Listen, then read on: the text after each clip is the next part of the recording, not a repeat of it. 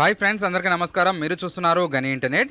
మనకి రాజీవ్ యువ వికాసం కంటూ సెలక్షన్ ప్రాసెస్ ఏ విధంగా చేస్తారో, ఎంఆర్ ఆఫీస్ లేదా ఎంపీడీ ఆఫీస్ లేదా గ్రామ పంచాయతీలో అనేది మీరు ఫామ్స్ ఇవ్వలేదా, ఏమేం ఫామ్స్ ఇచ్చారు, ఫామ్స్ ఇవ్వకపోతే మీకు లోన్ వస్తుందా రాదా అనే దాని గురించి కంప్లీట్ ఇన్ఫర్మేషన్ అంతా ఈరోజు ఈ వీడియోలో తెలుసుకుందాం. మీరంటూ ఫామ్ ఏ విధంగా డౌన్లోడ్ చేసుకోవాలి, ఆన్లైన్లో అప్లికేషన్ లేదా మీరనేది మీ సేవకి ఎక్కడికి వెళ్ళకుండా మీ మొబైల్ నుంచి మీరనేది కూడా ఫామ్ ఏ విధంగా డౌన్లోడ్ చేసుకోవాలి, ఏ విధంగా ప్రింట్అవుట్ తీసుకొని గ్రామ పంచాయతీలో ఏ విధంగా ఇవ్వాలనే దాని గురించి అయితే ఈరోజు ఈ వీడియోలో మాట్లాడుకుందాం. ఎవరైనా మన ఛానల్ ఫస్ట్ టైం చూస్తున్నట్టయితే సబ్స్క్రైబ్ చేసుకుంటూ పక్కన ఉన్న బెల్ ఐకాన్ క్లిక్ చేయండి. మన ఆంధ్రప్రదేశ్ మరియు తెలంగాణకు సంబంధించిన ఎటువంటి గవర్నమెంట్ పథకాల గురించి అయినా వీడియోస్ అయితే రావడం జరుగుతుంది.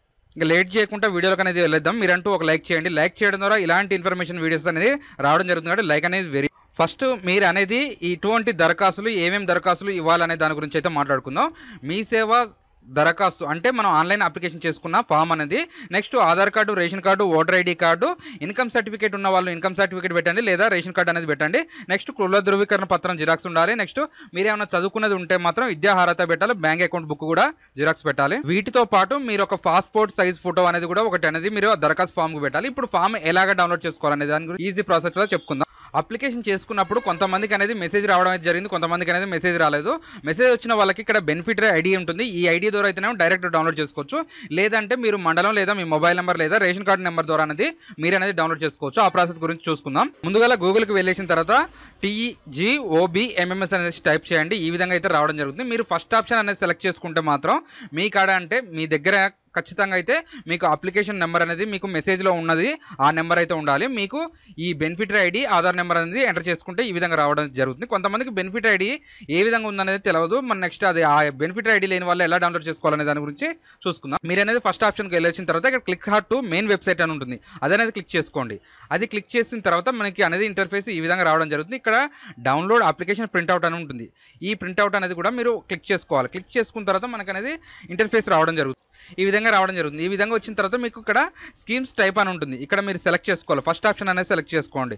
OBMMS రిజిస్ట్రేషన్ అని ఉంటుంది, అదనేది ఫస్ట్ ఆప్షన్ సెలెక్ట్ చేసుకున్న తర్వాత ఈ విధంగా అయితే మీకు రావడం జరుగుతుంది. ఇక్కడ అనేది మీరు కార్పొరేషన్ నేమ్ ఉంటుంది, next ration card number, beneficiary ID లేదా date of birth, mobile number. Date of బర్త్తో పాటు మొబైల్ నెంబర్ కానీ బెనిఫిటరీ ఐడి కానీ రేషన్ కార్డు నెంబర్ కానీ ఏదన్నా ఒకటి ఉంటే మాత్రం సరిపోతుందండి. మీరు mobile number beneficiary ID type చేసుకుంటే సరిపోతుంది. నెక్స్ట్ ఇక్కడ కార్పొరేషన్ టైప్ అంటే మీకు బీసీ కార్పొరేషనా, ఎస్సీ కార్పొరేషనా, ఎస్టీ కార్పొరేషనా, నాగబ్రహ్మణ్ అంటే మీ క్యాస్ట్ వారికి, మీ క్యాస్ట్ సంబంధించింది కూడా ఇక్కడ అనేది ఆప్షన్స్ రావడం జరిగింది. ఆ క్యాస్ట్ వైపు కూడా మీరు అనేది చూసేసి సెలెక్ట్ చేసుకోవాలి. ఇక్కడ ఒకటి అనేది మనకి ఎగ్జాంపుల్గా మీకు బీసీ కార్పొరేషన్ చూపిస్తాను. బీసీ కార్పొరేషన్ ఎంటర్ చేసిన తర్వాత ఇక్కడ డేట్ ఆఫ్ బర్త్ అనేది కస్టమర్ది కానీ మీది కానీ డేట్ ఆఫ్ బర్త్ ఎంటర్ చేసుకోండి. తర్వాత మొబైల్ నెంబర్ రాంగ్ ఎంటర్ చేసినట్టయితే కొంతమంది రేషన్ కార్డు నెంబర్ కొట్టుకున్న ఎంటర్ చేసి ఓకే చేసిన తర్వాత ఈ విధంగా అనేది మనకు ఫామ్ డౌన్లోడ్ అవుతుంది. ఈ ఫామ్ అనేది ప్రింట్అవుట్ చేసుకొని దీనికి ఒక పాస్పోర్ట్ సైజ్ ఫోటో పెట్టి నేను ఇంతకుముందు చెప్పిన డాక్యుమెంట్స్ అన్ని పెట్టేసి మీరు ఖచ్చితంగా అయితే గ్రామ పంచాయతీలు అయితే ఇవ్వాలి. ఇప్పుడు ఎంపీడీ ఆఫీసులు అయితే తీసుకోవడం లేదు. గ్రామ పంచాయతీలు ఇచ్చిన తర్వాత వెరిఫికేషన్ చేస్తేనే మీకు లోన్ అనేది 100% రావడం జరుగుతుంది. ఇదండి ఈరోజు వీడియో. ఈ వీడియోలో కనుక మీకు ఇంకా ఏమైనా డౌట్స్ ఉంటే మాత్రం ఖచ్చితంగా కామెంట్ అని చేయండి. దాని గురించి కూడా రిప్లై చేయడం జరుగుతుంది. Thanks for